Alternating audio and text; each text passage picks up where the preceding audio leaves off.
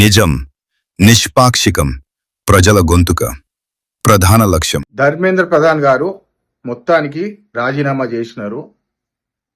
ఇది భారతదేశ యువకు పెద్ద శుభవార్త.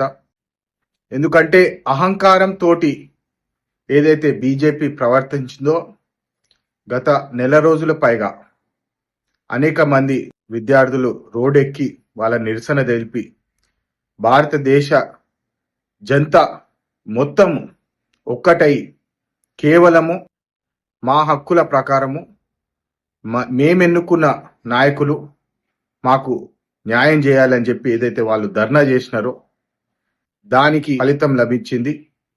భారతదేశం అంతా ఒకటే అని చెప్పి యువకులు ఏదన్నా అనుకుంటే అది కంకణం కట్టుకొని పనిచేస్తే వాళ్ళు ఏదైనా సాధిస్తారని చెప్పి ధర్మేంద్ర ప్రధాన్ గారి రాజీనామాతోటి నిరువైంది.